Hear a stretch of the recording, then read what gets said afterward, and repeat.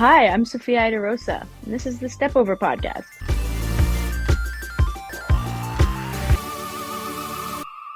We're chatting with a rising star from Ottawa, playing in Europe, even has some Champions League football under her belt, if I'm not mistaken. No big deal.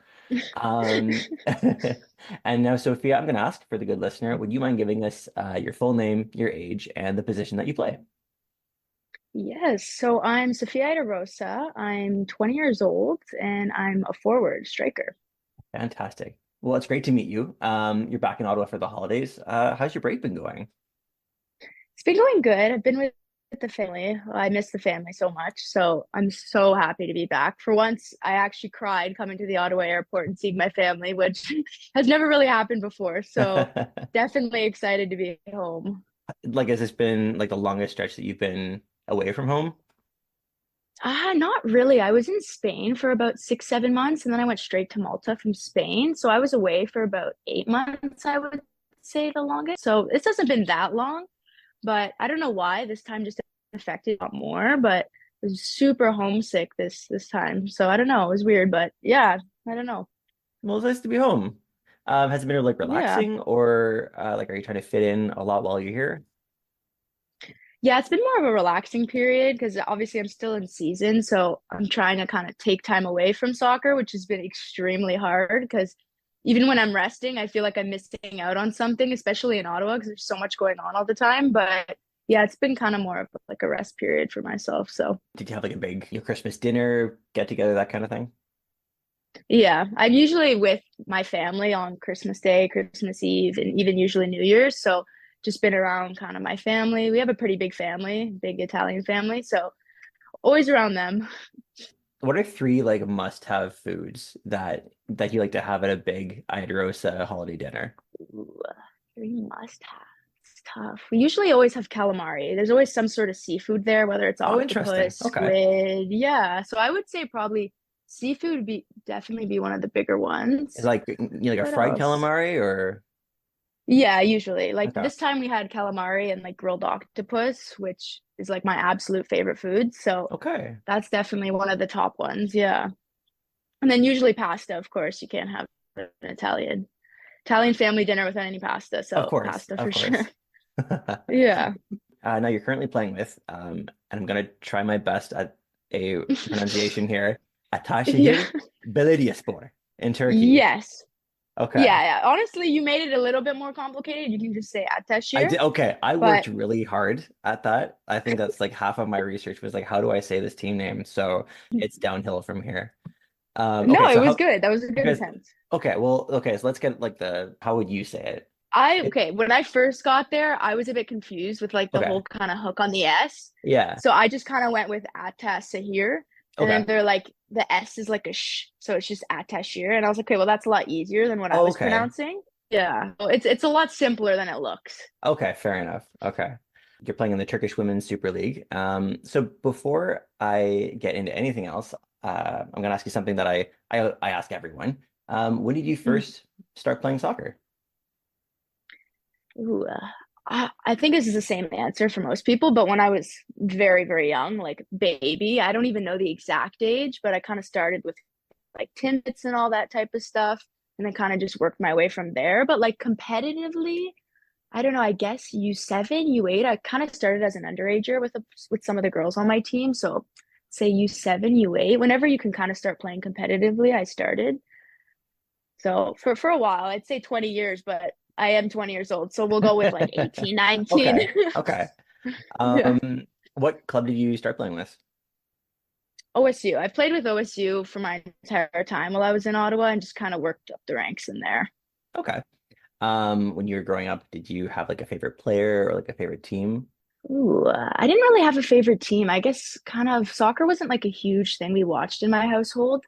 Like it's more, we watch it a lot more now, obviously, that I'm Okay. playing. But when I was younger, it was always like hockey, football. It was never really soccer. So I didn't really kind of have someone to look up to. But like on my own time, obviously, I think my biggest kind of idol was Alex Morgan, which I'm sure is the same for most young women. But it's definitely started with Alex Morgan. And then I kind of discovered more women after that, I guess. But yeah, I'd say Alex Morgan for sure. Okay. So OSU is a really big club and covers a lot of ground in Ottawa. What part of town did you grow up in? I grew up in Barhaven, so kind of the Nepean area. Okay. And when you weren't like in school or playing soccer, like what would you be most likely to be doing? Well, when I was younger, I was trying out a bunch of things, but I mean, are you talking about like right now or when I was younger? Oh, like when you were younger. Younger, okay. I would say it's kind of dance. Like everyone kind of has that thing that they choose from between soccer, dance, or Hmm. hockey and soccer. So mine was always dance and soccer. So I'd probably say dance when I was really young, but yeah, I was kind of trying a bunch of different things. So Okay. So you've had from what I can tell, like a pretty interesting career path so far. So my understanding is, and you can stop me anytime, is that you played OPDL with OSU, and then you committed to play Division One NCAA with St. Francis in New York City. Could you give the good listener maybe like a recap of where your career has taken you from there? yeah, so I was playing D1 in New York City and I was there for about 6 months. I had concussions kind of on and off, so Okay. I didn't really actually get to play my freshman season. But I also just wasn't too crazy about the atmosphere where I was. And I just wanted to play soccer. Like I had no interest in school whatsoever. I would like skip class to go to the field and train. And I like called my parents and I was like, I don't know what to do. Like I love soccer so much that I can't even do school. Like I had no interest in it whatsoever. I would just want to go to the field. So I kind of spoke to them, and kind of at that same time, I got an opportunity to go play in Spain, kind of at an academy to kind of get you started on the pro route, or if you wanted to return to school, that was still an option if you went. So I was speaking kind of to a scout kind of there, and she was interested in me kind of way before I even committed to St. Francis. So I was like, you know what, that's not a bad option. At least I can like try out professional, I guess you could say, or kind of being abroad and see if that's something I'm interested in. And so from there, I guess in November, when I was in New York City, I kind of signed up for this and kind of got set up with it and planned to go, I guess, in the new semester. You can kind of go whenever, but I kind of went at the start of January. So I guess for half of their season, like the end half. So I played there for about 6 months and I just loved it. It was everything I wanted. It was a professional environment. It felt like I was a pro. So it was amazing. And it was only soccer. Like that was all you were doing. So I would just absolutely fell in love with it.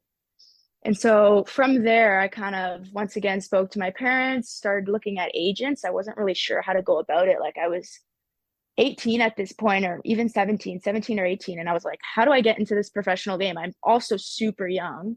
Like most women, finish college and they're like 23. And then it's kind of an easy route from there, like directly from college to pro. But I didn't really have any experience. All I had was OPDL. So it was a bit tough. And luckily, I did really well in OPDL. So I had some good stats and good videos at that time. But I kind of contacted some agents that I knew, spoke to some people even in Ottawa, like my trainer, and kind of told him like I want to play pro. How do I start this?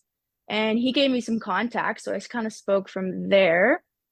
And yeah, so then I was in Spain, spoke to some agents, and then I went to Malta, kind of tried out for a team there in Malta because it's pretty close to Spain, so it was perfect. So I got in contact with the team there, and they were a Champions League team, which was a huge jump. I went from playing at an academy as like an 18-year-old, and then you're That's pretty talking to a good. Champions League team. And at the time, like, yeah, it was crazy because like huge jump and like huge different level there. So yeah, I went to try out and it went really well. We played like kind of a mini game and they got to see me. And then right after the mini game, they're like, want to sign you so you can play for Champions League with us.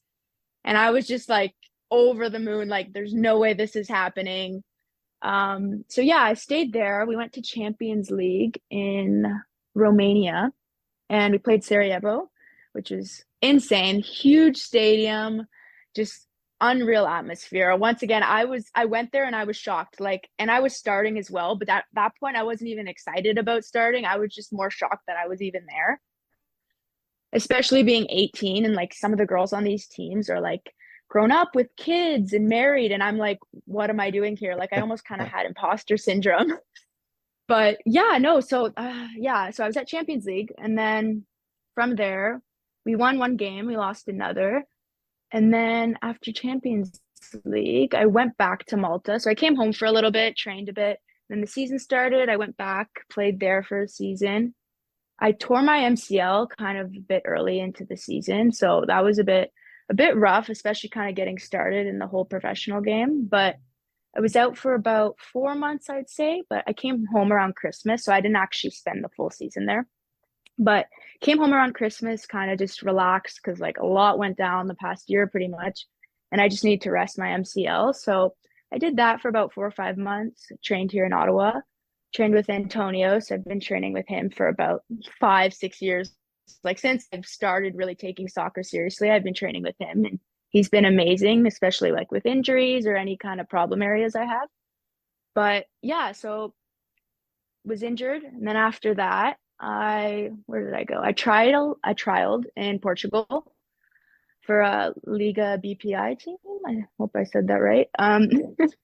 So I did that for about 3 weeks. It's a pretty cool experience. Definitely a big jump once again. Like Malta is obviously a great league. Like the women's game's growing there, but like Portugal, you get there, there's Brazilians that like are out of their minds, insane. Like I was shocked. Like sometimes you think you're good and then you go to these places and you're like, I'm nowhere near some of these girls. So that was a very cool experience. It kind of shows where I need to work towards. So I went there, spoke with a few teams, and then came back to Ottawa. Still kind of looked for teams at this point, especially coming back from an injury is a bit tough. And then got an opportunity to go play in Georgia, which I was a bit unsure of. I thought Georgia was a place in the US. I had no idea it was a country. So yeah, a bit of a shock for me when he said Georgia. I was like, oh, the US, that's perfect, close to home. And he's like, no, A it's a little little farther. country kind of in between Russia, a little further. Yeah, exactly. And he's like, it's close to Asia. And I was like, oh, okay. This is going to be an experience for sure. And yeah, so went to Georgia. I spent about 2 weeks there and I just had like not a very good experience there. I guess I don't know. There's a bunch of stuff that kind of went on there that I won't get too into, but it was just a very bad experience. So I spent about 2, 3 weeks there. And then I got a call from an agent saying that a team in Turkey needs a striker really badly. And I was already planning to go home from Georgia at that point. I was kind of fed up with my situation in Georgia. It was just a horrible, horrible kind of situation. So yeah, so I took a flight. I was like, this is kind of my last chance. I might as well give it a shot or else I'm going home because I didn't really want to be in Georgia whatsoever. I would have rather kind of been here with my family and all that. So went to Turkey, absolutely loved it. The girls were amazing. The level was good. So I've been there ever since. I want to just like touch back on that first Champions League game in Sarajevo and, you kind of feeling almost, having a bit of imposter syndrome. Like, that's a huge, that's a lot for someone who was so young, who was just starting their professional career. Yeah, like how did you, like, was it hard just to kind of keep a sense of calm, and like focus on the game? Like, what was that moment like for you? Yeah. I mean, definitely like it being my first professional kind of experience and it being Champions League was overwhelming in itself. Like the moment they told me that I was coming to Champions League, I still almost couldn't believe it till I was on the plane going there. And then once you reach this stadium, it's like nothing you've like ever even imagined. Like even in Canada, I've never played obviously in any stadiums like this. It's huge, beautiful grass. They have your names everywhere. Like you have like a lanyard around your neck, people taking pictures with you, like getting off the bus, like just the whole kind of professional experience like you dream of was happening. So like yeah, I was surreal for me. I took so many videos. I think that's probably half of my phone is the videos from there, but it was yeah, an insane experience. It was obviously hard to focus on the game, especially like coach wanting me to play in the starting 11. I was even shocked by that because I was like, I can't even believe I'm here. I'm also starting, which is crazy. So it was a lot. Obviously, I was super stressed, but I was just trying to stay as relaxed as I could and do the best I could. But yeah, no, it was a good experience. It was amazing. So yeah. Like as a Canadian, especially when you're first trying to get that first pro contract, was being Canadian like that present a barrier? Because I know that often does, like for players, especially women. Or like, is there another passport available that maybe helped you secure a move? Yeah, so that's a yeah, great question. So ever since I kind of found out how the pro game kind of works, I was like, I need my Italian passport. And I have eligible for Italian citizenship. So I've been trying to get that for as long as I can remember, but it's so difficult, especially here in Ottawa with the embassies. It's just been kind of a little bit of a disaster.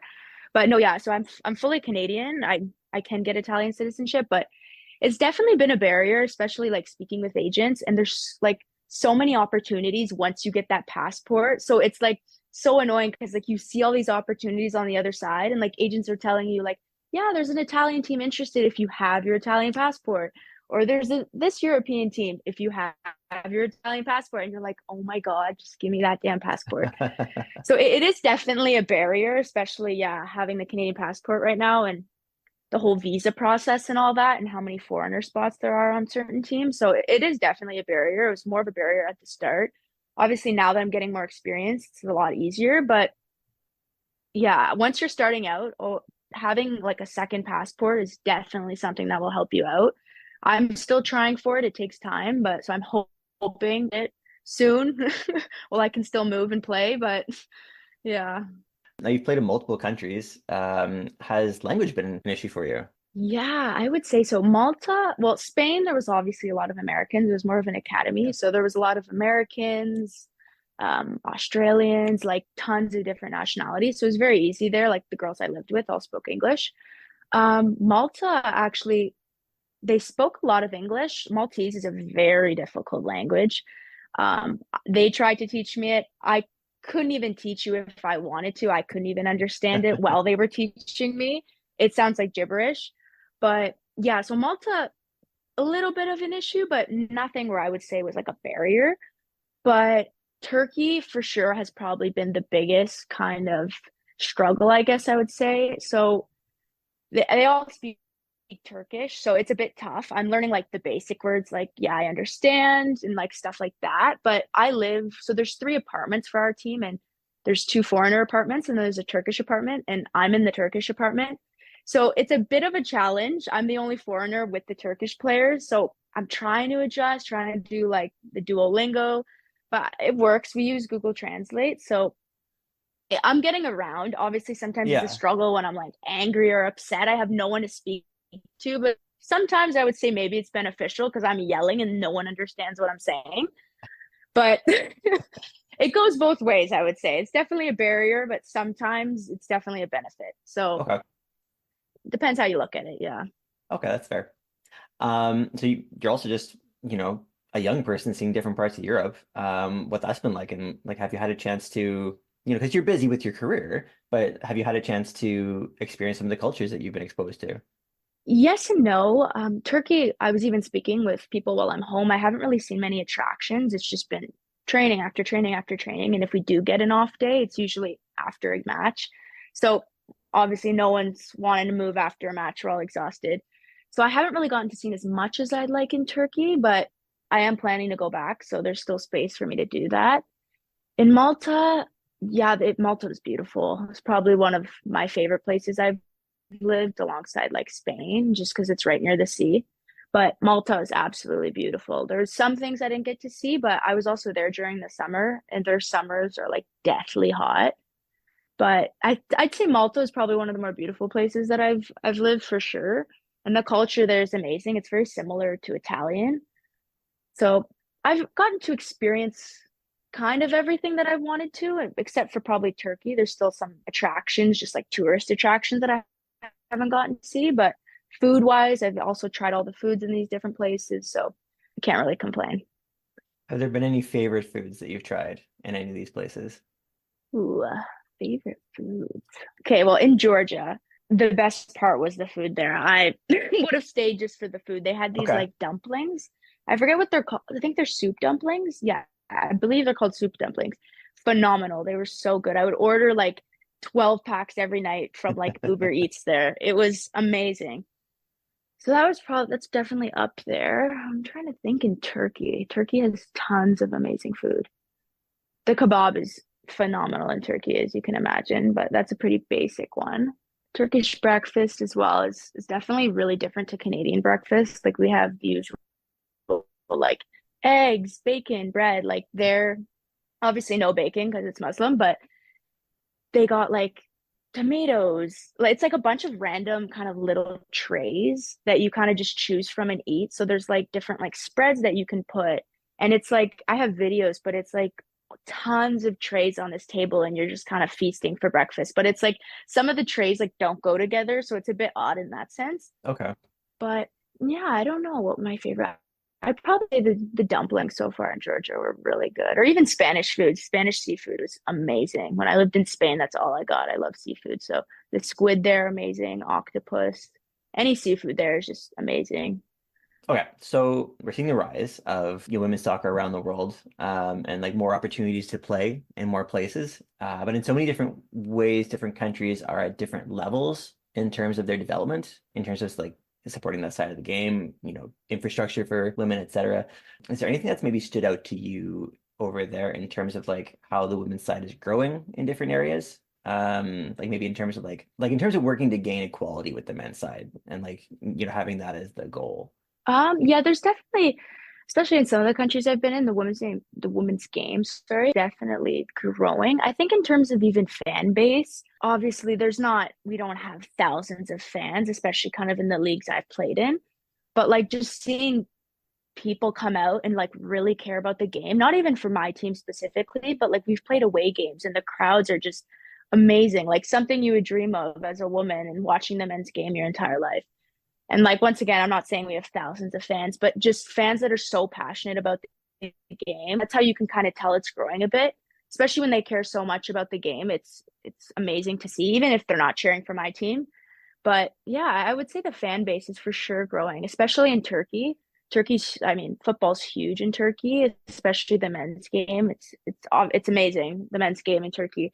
So I'm hoping the women's game will reach there soon. Like while I was in Turkey, I watched on TV the women's, I believe it was Fenerbahce and Beşiktaş against each, and they played in the men's stadium, which is amazing. I would only dream of that. So just to be able to watch these opponents I played against do that in the men's stadium with tons of fans and watch it on TV, even they were broadcasting it exactly like the men's game is something you want to see. And just watching, sitting there watching with my teammates, like obviously these are our opponents and we're so happy for them because this is huge, playing in a men's stadium, having the same kind of fan base that's growing. It's really good to see. So Turkey is definitely, I've noticed huge growth in women's football because even speaking with some of my teammates, Tur Turkish football for women isn't even really seen still as a professional league.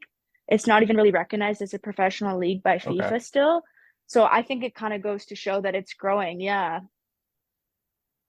Yeah. So Okay. it's definitely growing in certain aspects. And I'd say the fan base is probably the biggest part. Fantastic. So Canada is working on getting Women's League by 2025. Is that something that you'd come back for if the opportunity was offered? Oh, absolutely. I've Yeah. already spoken with my family. Oh my God, yeah. I'm praying that the league happens. I'm sure it will, but obviously there's so many obstacles, especially I feel like in Canada with women's football, it's like obstacle after obstacle. So I'm hoping kind of all that goes aside and we finally get a league. I think especially all the women's players in Canada, I think we deserve it. Like it's crazy. And I've even spoke about this with my parents, but there's countries like Azerbaijan and like these European countries that are tiny that have women's professional leagues, like even Morocco, like all these kind of smaller countries. And Canada is such a big powerhouse for football, and we still don't really have any kind of professional pathway in place, which is insane to me. Like I'll speak to people when I'm abroad and they'll be like, why don't you just play in Canada? Like you're so far from home. And they're looking at me like I'm crazy when I tell them we don't have a professional league. All we have is like semi-pro, and that's the highest you can go for women's. And like even just them, they're disappointed and they're across the world. They're like, how's that possible? Like you guys are like a huge developed country and you don't have a women's game there yet for you guys. So yeah, obviously I'd love to play in a women's Canadian women's team here, but especially being close to the family. Like I've even spoken with my parents. I'm trying to eventually look at other teams that are closer to home. Like I've been kind of far from home for like a little bit. I mean, Hmm. obviously not that long, but just missing the family. It would be amazing to play in Canada. Even like a Vancouver or Toronto would be phenomenal to live in. So hopefully soon. I'm praying. Okay, so let's just put it out there. Diana Matheson, everyone who's involved with Project Aid, Sofia Iaderosa is willing to come back. I think you'd be Absolutely. a Yeah. pretty sought after player with Champions League experience. Come on. I'm pulling Yeah. for I mean, yeah, if she's watching this, I'm totally willing to come a back to Canada and play in that league. I'm heavily pushing for a Atletico Auto women's side and Mm. Fernando Lopez star signing right here. So Hey, and that's yeah, that would be amazing. If I could even play for my home team, like once again, that would be something I would dream of. I don't know if it would top Champions League, but that would definitely be up there for sure. right on. Okay. Sophia, this has been really, really fun. I really appreciate you taking time. I just have a few quick questions to ask before I let you go. Yeah, of course. Okay. Yeah. What is your favorite sport besides soccer?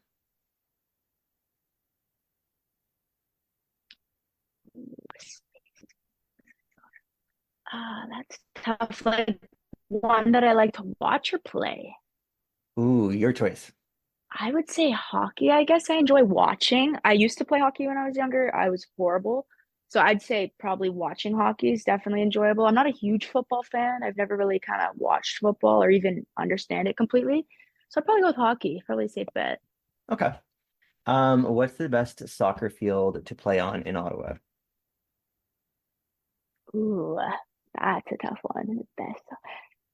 Okay, hear me out. Now, people might disagree with this, with what I'm gonna say, but obviously I live in Barhaven, so I'm really close to like the Minto kind of complex. I don't know what the field's called, but I know it's the Minto kind of complex. Oh, is Not that the one the in downtown. Quint Point?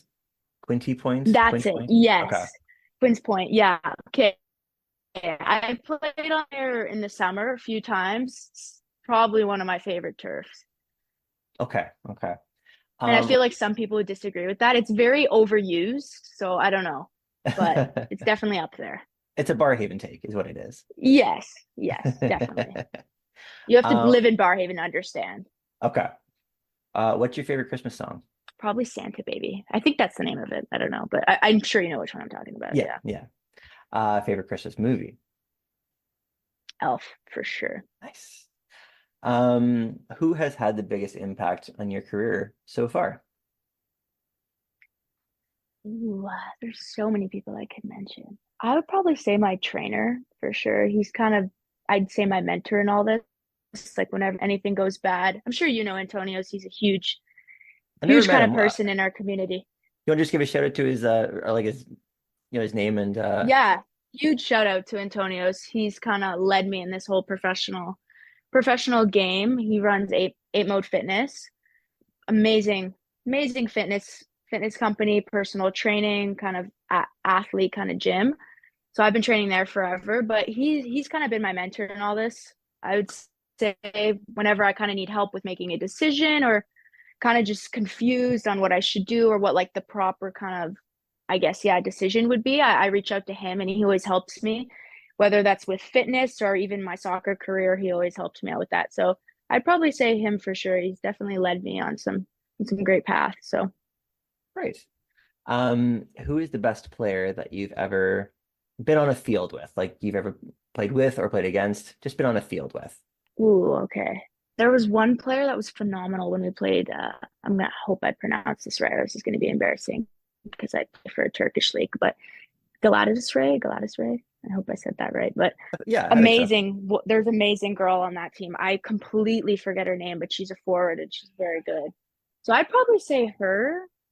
There's also, I guess, some girls in Champions League that I've played against, but that was a while ago. I couldn't remember their That's fair. names or even what they look like for the life of me. But yeah, I don't know. Or even shared a field with.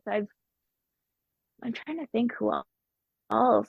I've never really like shared a field with anyone that I like really remember. I've trained with a few, but yeah, even then I don't really remember because I was quite young when I trained with I guess some of the national players. I was super young, and I think they came to OSU to like help out or something. So yeah, that was also Who are probably some of up the there. But players? yeah, I don't really You remember. remember? I don't remember. I think I don't want to say one of them was Christine Sinclair because that would be a big stretch if it wasn't. Because if you shared a field with Christian Sinclair, that would be a good answer. Right, that would be a good answer. So that's why I'm like a bit torn because I'm like, I don't really remember if it was her. Yeah. And then if I say it's her, so I don't know. Yeah, we've trained with some national team players and I'm trying to remember who they are. There's some of the older ones. So yeah, I'm sure you could probably even guess some of them. But yeah, just kind of the older ones that go around and help kind of Yeah. any like community teams. So I don't even remember their names for the life of me. I was super young, but Right on. yeah, That's all right. Who is your favorite current national team player? I would probably go with.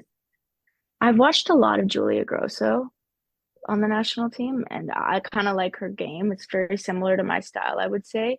So I'd probably go with her. Yeah. Okay. Your favorite pregame meal? Ooh, this is an easy answer. I always make, especially for the girls in Turkey, pasta with tuna. So just like pasta with like red sauce, and then you mix Okay. in some tuna. Phenomenal for a pregame. And then if you add in some like asparagus on the side, phenomenal. Would totally recommend. Right on. What's the better halftime snack, oranges or watermelon?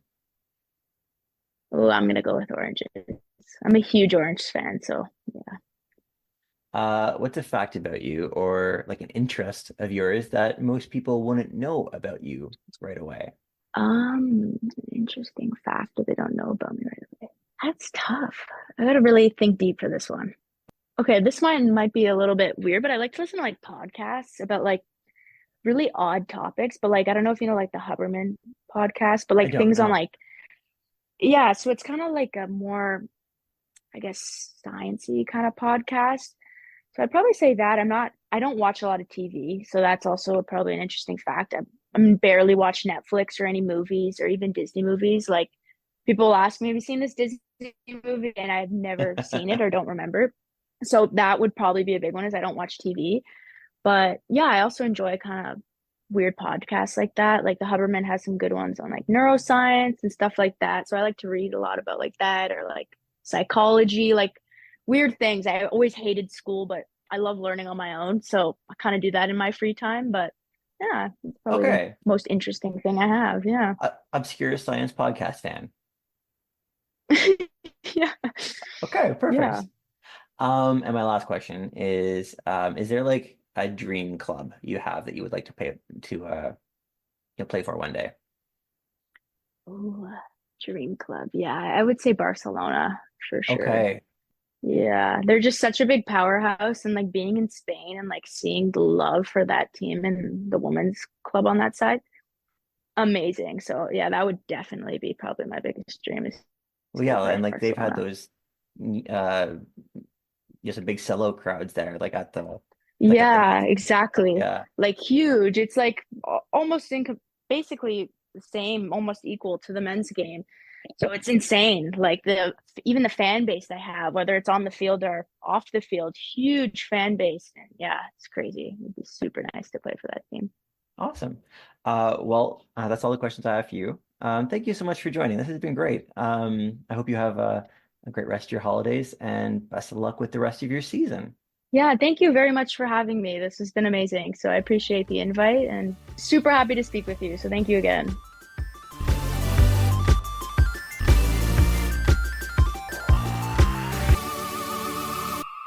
Thank you for listening to this episode of the Step Over podcast.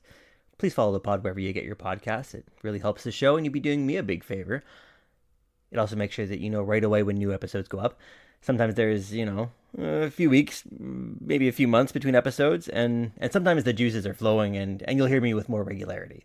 And either way, you'll be the first to know when there's a new episode when you subscribe. And until next time, we'll see you.